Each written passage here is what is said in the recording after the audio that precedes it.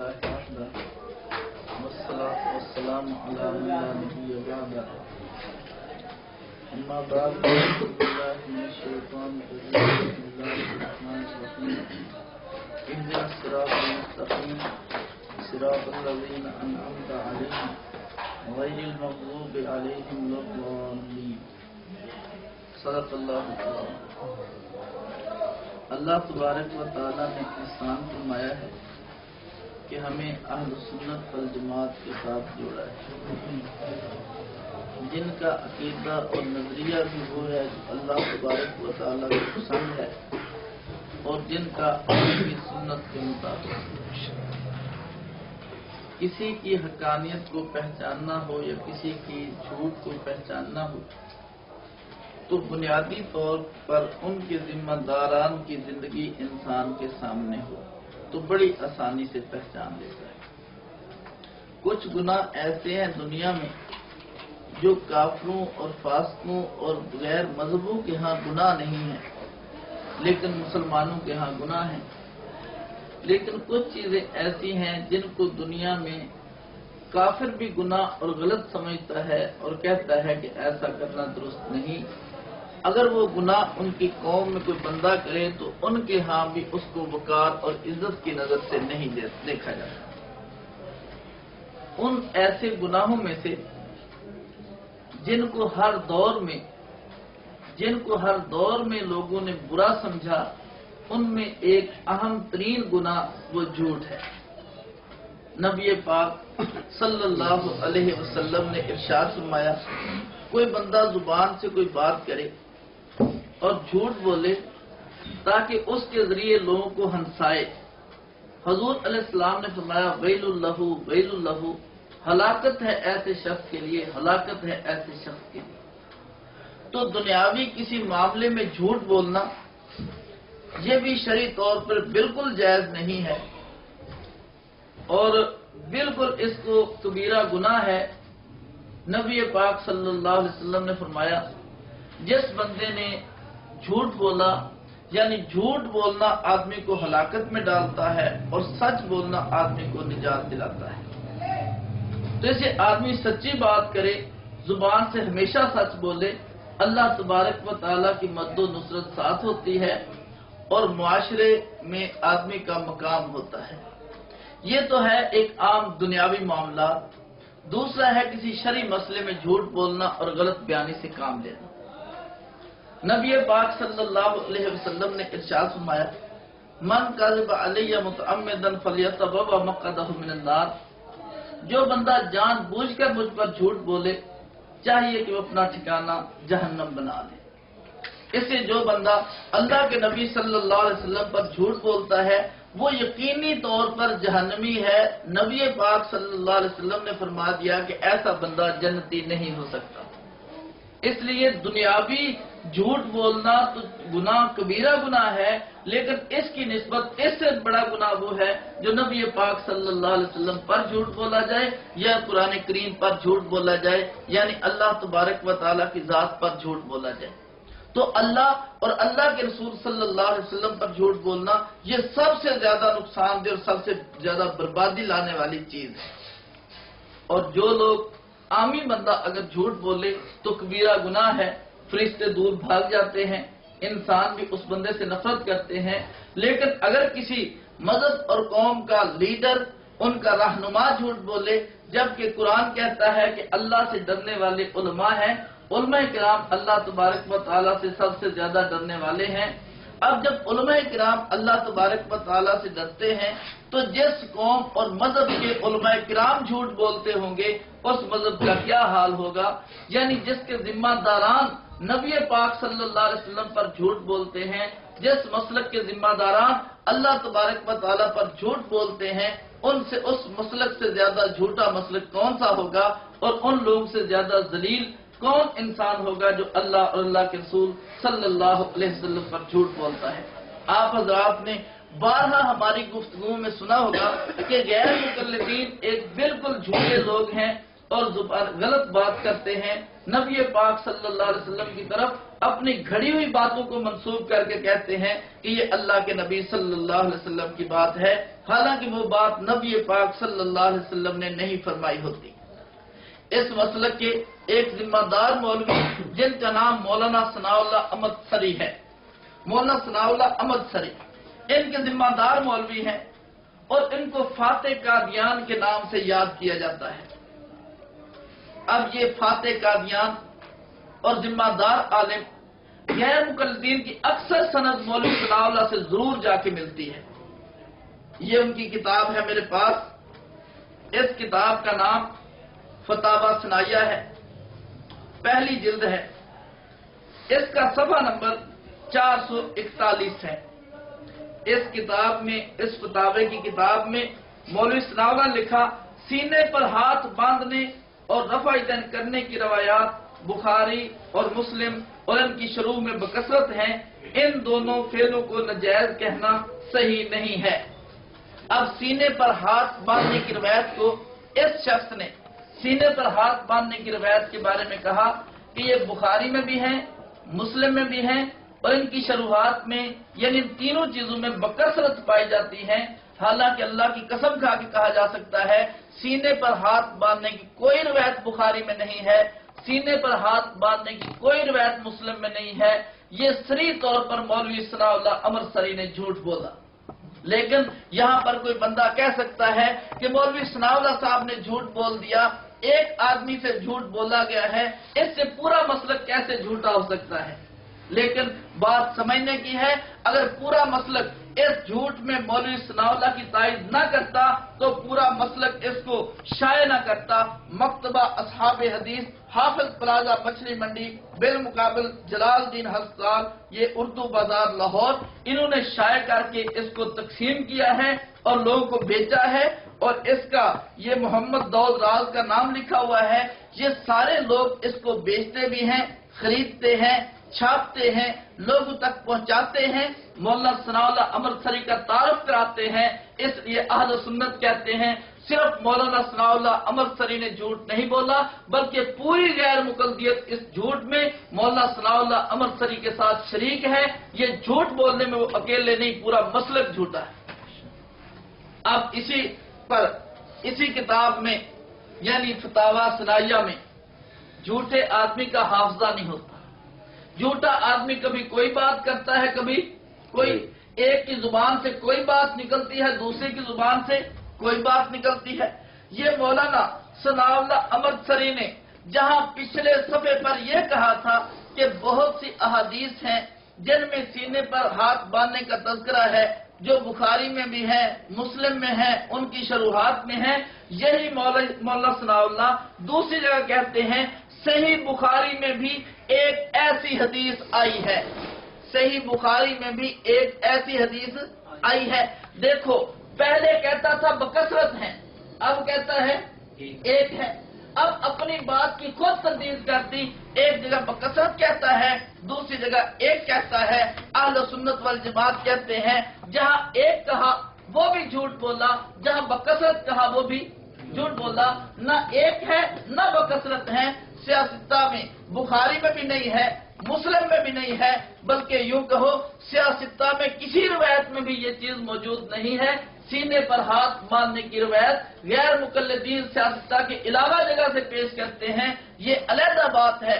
سارے غیر مقلدین مولویوں کو پتا ہے ضعیف راوی اس میں موجود ہیں، غیر مقلدین کے اکابر نے بھی ضعیف کہا ہے، لیکن ضد میں اس کو صحیح کہہ جاتے ہیں۔ لیکن وہاں ہو تو صحیح نا، لیکن بخاری میں بھی یہ روایت موجود نہیں ہے، مسلم میں بھی موجود نہیں۔ ایک جگہ کہا بکثرت ہے، دوسری جگہ کہا ایک ہے، ایک جگہ بکثرت کہا، دوسری جگہ ایک کہا۔ اہل سنت والجماعت کہتے ہیں یہ لوگ جھوٹ بولتے ہیں، اور اللہ قرآن میں کہتے ہیں اے ایمان والو اللہ سے ڈرو اور سچوں کے ساتھ رہو، تو سچوں کے ساتھ رہو گے تو صراط مستقیم پر ہو، اگر جھوٹوں کے ساتھ ملو گے تو پھر آدمی ہمیشہ کے لیے گمراہی کی دلدل میں پھنستا جاتا ہے۔ اسی طرح ایک کتاب اور میں مولانا صادق سیالکوٹی نے سبیل الرسول میں ایک بات لکھی اور کہا کہ 3 طلاق کو حضور کے دور میں بھی ایک کہا جاتا تھا، صدیق اکبر کے دور میں بھی 3 کو ایک کہا جاتا تھا، حضرت عمر بن خطاب کے ابتدائی دور میں بھی 3 طلاق کو ایک کہا جاتا تھا، حالانکہ خدا کی قسم نہ یہ حدیث بخاری میں ہے، نہ حضور کے زمانے کا تذکرہ ہے، نہ صدیق کے زمانے کا تذکرہ ہے، نہ حضرت عمر کے زمانے کا تذکرہ ہے۔ یہ صریح جھوٹ بولا مولوی صادق سیالکوٹی نے، لیکن افسوس ہمیں پوری غیر مقلدیت پہ ہے، جو اس کو پڑھتی بھی ہے، اس کو بیچتی بھی ہے، لوگوں کو چھاپ کے دیتی بھی ہے، لیکن ساتھ اتنا نہیں کہہ سکتے کہ اس نے یہ بات جھوٹ بولا ہے، غلط بیانی کی ہے، اس کو چھوڑ دیا جائے۔ اس طرح ایک کتاب آپ نے غیر مقلدین کی دیکھی ہوگی، ریاض المجاہدین اس کا نام ہے، ریاض المجاہدین۔ سینے پر ہاتھ باندھنے کا تذکرہ آیا، نسائی شریف کا حوالہ دیا، کتاب کا صفحہ بھی بتایا اور باب کا نمبر بھی بتایا، حدیث کا نمبر بھی لکھا، لیکن خدا کی قسم اس باب میں نہ تو سینے پر ہاتھ باندھنے کا تذکرہ ہے، نہ سینے پر ہاتھ باندھنے کی حدیث ہے، یعنی سینے پر ہاتھ باندھنے کا تذکرہ تک نہیں ہے۔ غیر مقلدین نے نسائی پر جھوٹ بولا اور نسائی کا نام لیا، جبکہ نسائی شریف میں یہ حدیث مبارکہ موجود نہیں تھی۔ اب نہیں تھی، لیکن کیونکہ دلائل بہت تھوڑے تھے، کام نہیں چلتا تھا، اس لیے انہوں نے نسائی شریف کا نام لیا تاکہ لوگوں کا پر روک پڑ جائے۔ یہ دیکھیں، سینے پر ہاتھ باندھنا، یہ ریاض المجاہدین ہے، ریاض المجاہدین، یہ اوپر نام بھی لکھا ہوا ہے، مرکز دعوی والارشاد بھی لکھا ہوا ہے، اس میں بھی بخاری کا حوالہ بھی لکھا ہے، نسائی کا بھی لکھا ہے، اور خدا کی قسم بخاری میں بھی سینے پر ہاتھ باندھنے کی روایت کا تذکرہ نہیں ہے، اور نسائی میں بھی سینے پر ہاتھ باندھنے کی روایت کا تذکرہ نہیں ہے۔ جو مجاہد جھوٹ جیب میں ڈال کے جہاد کرے گا، خدا کی قسم اس کا جہاد نہیں ہے، جہاد تو سچ سے ہوتا ہے، جھوٹ بولنے سے جہاد نہیں ہوتا۔ اس لیے اہل سنت والجماعت کتابیں بھی سچی لکھتے ہیں، مسائل بھی سچے بتاتے ہیں، جو مسئلہ قرآن سے ثابت ہو کہتے ہیں قرآن سے ہے، جو اللہ کے نبی کی حدیث سے ہو کہتے ہیں حدیث سے ہے، جو امت کے اجماع سے ہو کہتے ہیں اجماع سے ہے، جو مجتہد کے قیاس سے ہو اس کو کہتے ہیں یہ اجتہادی ہے، یعنی جھوٹ نہیں بولتے، اپنی بات کو اللہ کے نبی صلی اللہ علیہ وسلم کے ذمے نہیں لگاتے۔ اسی طرح ان کا ذمہ دار مولوی فتاوی نظیریہ میں مولوی نذیر نے ابن خزیمہ سے ایک روایت سینے پر ہاتھ باندھنے کی نقل کر کے کہا اس کو ابن خزیمہ نے صحیح کہا ہے، حالانکہ ابن خزیمہ نے اس روایت کو صحیح نہیں کہا، ابن خزیمہ نے ذکر کیا ہے، صحیح نہیں کہا۔ مولوی نذیر نے بھی جھوٹ بولا۔ آپ سمجھتے ہوں گے آج کے دور میں یہ کہتے ہیں کہ طالب الرحمان نے جھوٹ بولا، آج کے دور میں کہتے ہیں زبیر علی زئی نے جھوٹ بولا، آج کے دور میں کہتے ہیں کہ فلاں ان کے مبشر ربانی نے جھوٹ بولا، شاید ان کے اکابر سچے ہوں۔ نہیں، خدا کی قسم یہ بیج وہی آ رہا ہے جو اکابر بھی جھوٹ بولتے تھے، اصاغر بھی جھوٹ بولتے ہیں، وہ بھی غلط بیانی کرتے تھے، یہ بھی غلط بیانی کرتے ہیں۔ اس لیے معاملہ ان کا بھی گول تھا، معاملہ ان کا بھی گول ہے، وہ بھی اغراض کے لیے لڑتے تھے، یہ بھی اغراض کے لیے لڑتے ہیں۔ اس لیے صرف جھوٹے یہ نہیں ہیں، ان کے اکابر بھی ایسے تھے۔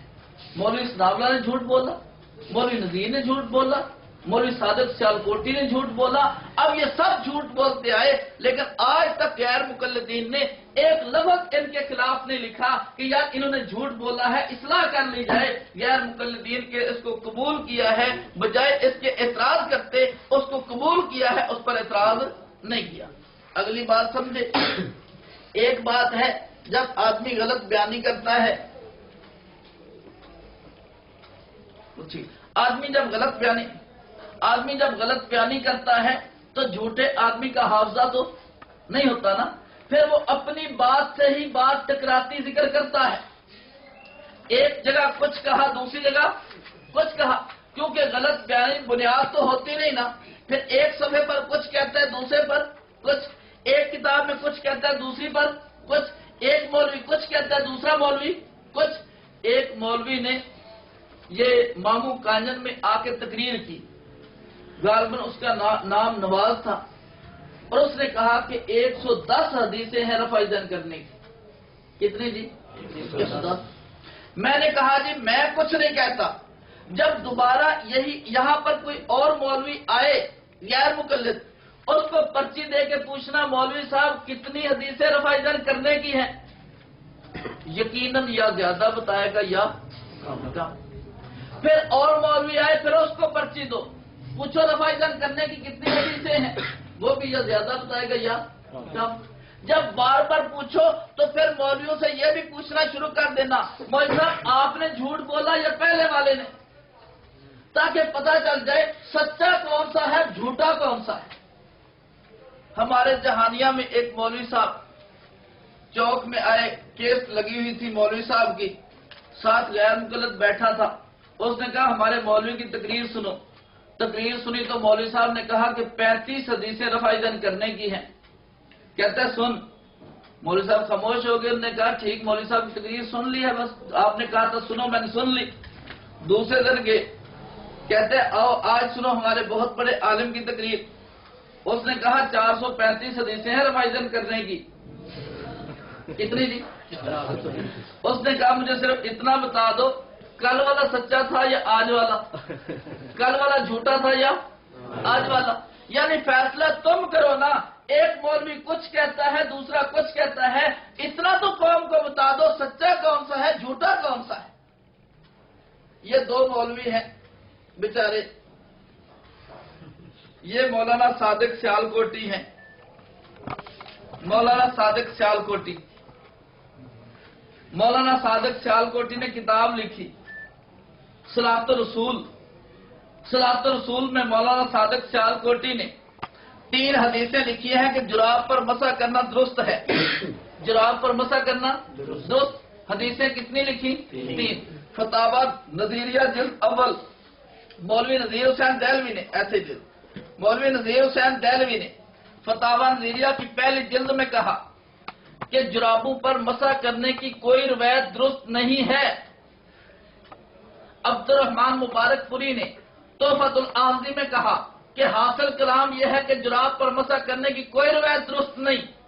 اب دیکھو یہ مولوی نذیر جو غیر مقلدیت میں ریڑھ کی ہڈی کی حیثیت رکھتا ہے، یہ کہتا ہے جراب پر مسح کرنے کی کوئی روایت درست نہیں۔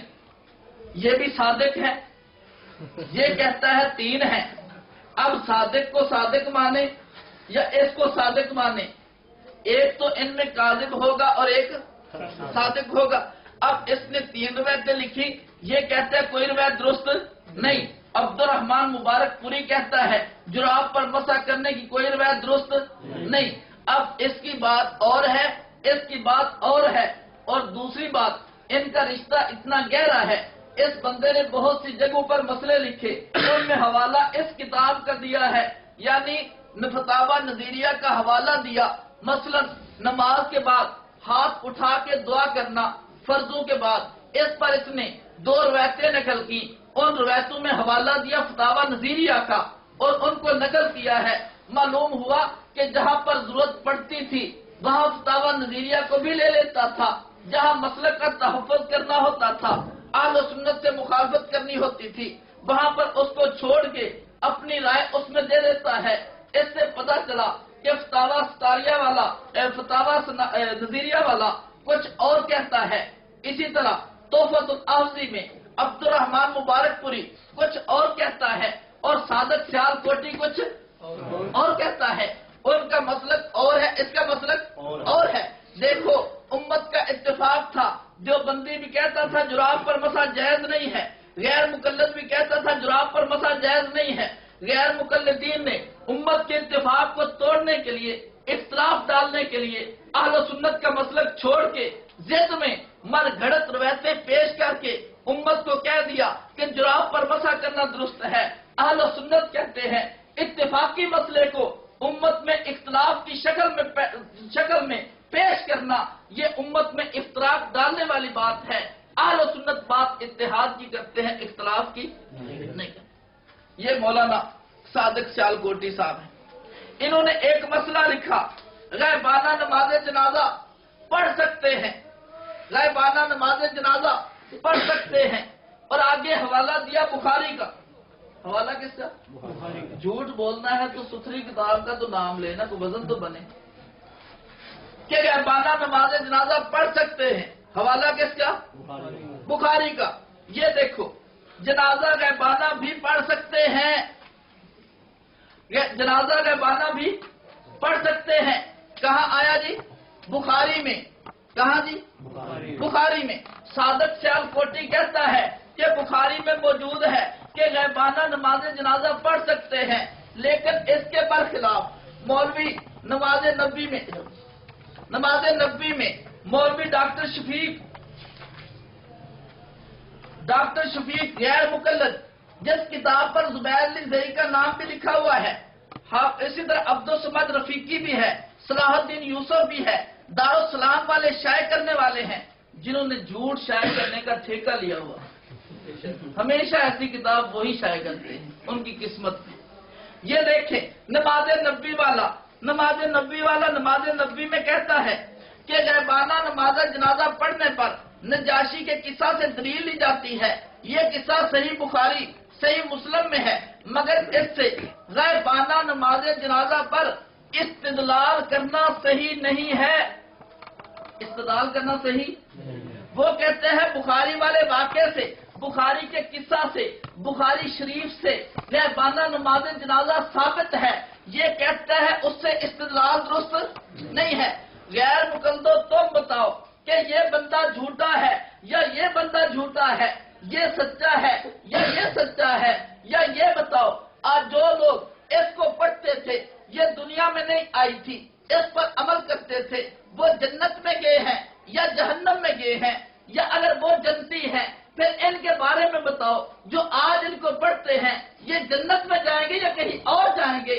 حق ایک ہوتا ہے، دو نہیں۔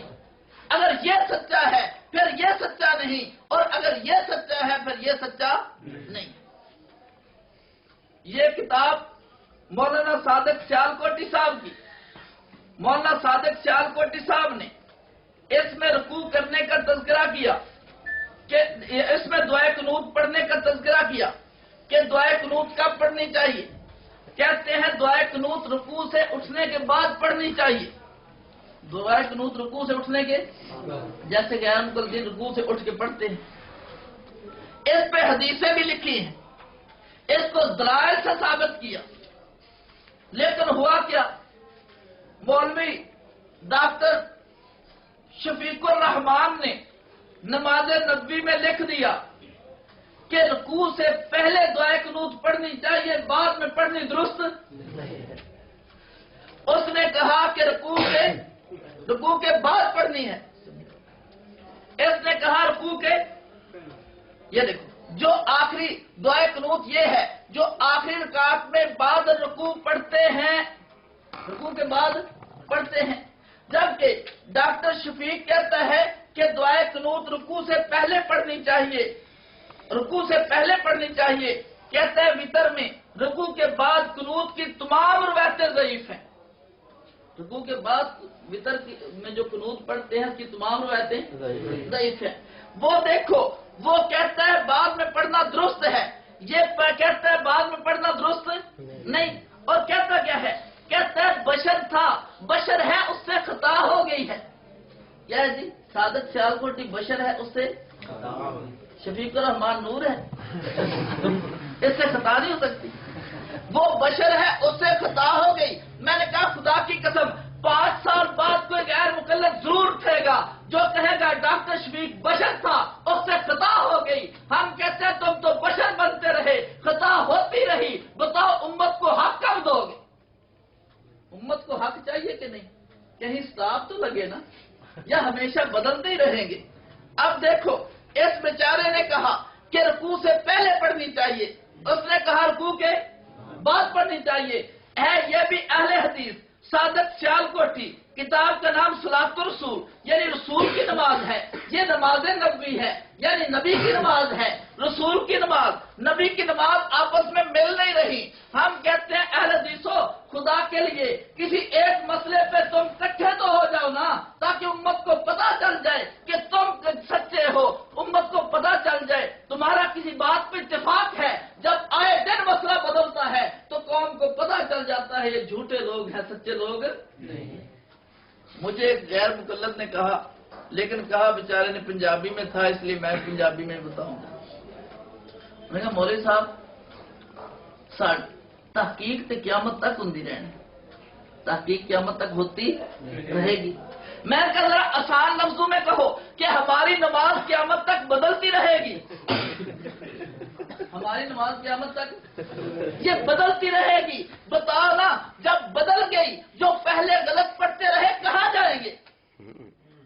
जो गलत पढ़ते रहे वो कहाँ जाए? ये देखो, इस आदमी ने बहुत सी किताबों का, बहुत सी दुआओं का तज़किरा किया कि दुआएं इस तरह पढ़नी जायज नहीं, ये ज़ायद अल्फाज हैं, बिदत है, ये ज़ायद अल्फाज हैं, बिदत है, ये ज़ायद अल्फाज हैं, बिदत है। और ये बेचारा वही अल्फाज लिखता रहा।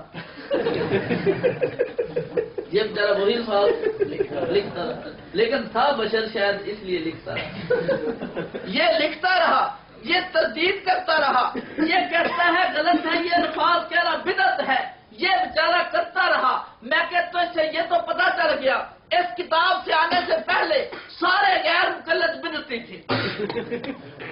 सारे गैर मुकल्लद, ये डॉक्टर शफीक का फतवा है ना कि सारे गैर मुकल्लद पहले वाले बिदअती थे ना।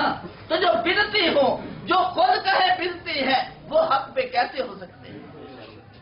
एक मसला बहुत आप सुनते होंगे, उसका शोर शराबा, सर पे कपड़ा लेना।